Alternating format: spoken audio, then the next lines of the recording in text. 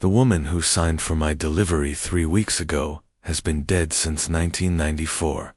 Last night, my scanner beeped her name again, and this time, the package came back to my van, already opened. From the inside, I drive nights for a regional courier out of a logging town in Oregon. 3 weeks ago, dispatch pushed a rush job to my handheld at 2:41 a.m., 412 Hollow Ridge Lane. 2 years on this route, I'd never heard of it. My GPS marked it as a blinking dot on an unpaved fire road. No name, nothing around it, for miles. I called dispatch. Pete, the night operator, went quiet too long before he said, "Just drop it and get out. Don't knock twice." Then he hung up. The fire road turned to dirt, then to ruts through the pines. My headlights found the house before my GPS did. 2 stories, porch light already burning, waiting like it knew I was coming. I knocked once. An old woman opened the door before my knuckles finished the sound. Small, silver-haired cardigan buttoned to the throat. "You're late," she said, "but you're here now." She said the package was for her daughter, Sarah, and thanked me twice, both times looking at a spot just over my shoulder. I didn't turn around. Behind her, on the wall, hung a family photo. A man, this woman younger, a little girl, in yellow. When she took the box from my hands, I glanced at it again. The little girl was gone. Just the man and the woman, standing in the exact same pose, like she'd never been in the frame at all. I signed off and got back in the van faster than I've moved in years.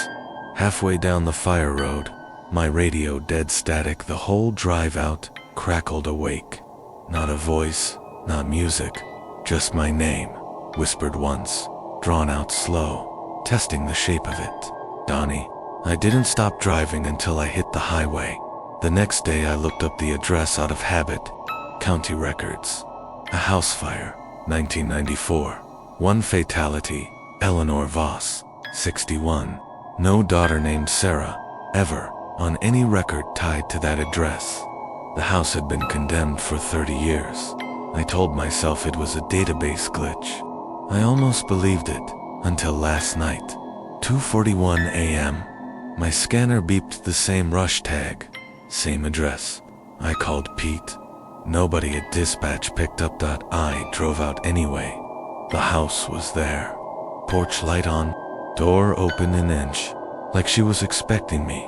I didn't get out that time.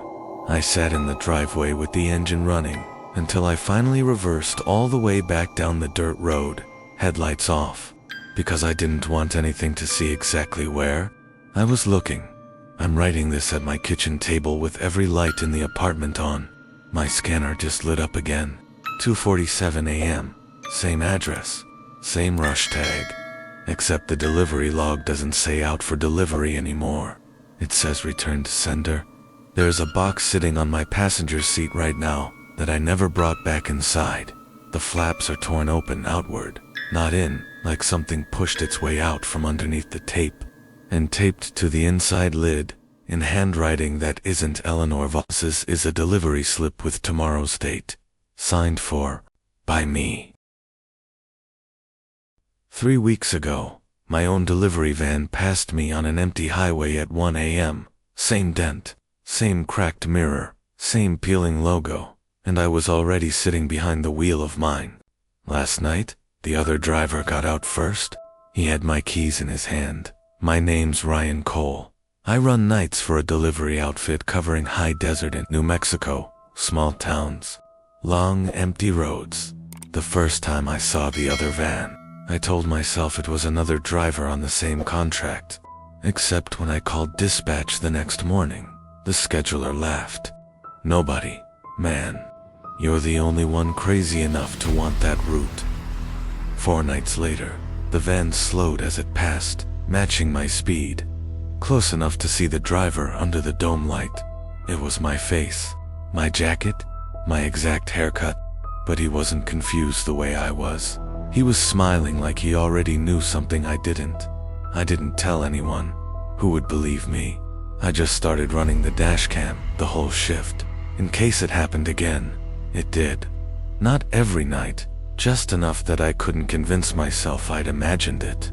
Always around 1 a.m., always past the old grain silos, always going the opposite direction, like he was finishing my route in reverse. Then the small things started. I found delivery slips in my glove box for addresses I'd never been assigned, dated 2 nights before, marked delivered in my handwriting. I keep my slips clipped to the dash. I don't know how they got there. My odometer read 40 extra miles one morning. 40 miles, exactly the length of Route 9. There and back. I dug through old employee files with a favor from a guy in HR. 15 years ago, a driver on this same route stopped answering his radio. They found his van running on the shoulder, door open, headlights on, a full load of undelivered packages stacked neatly in back. He was never found.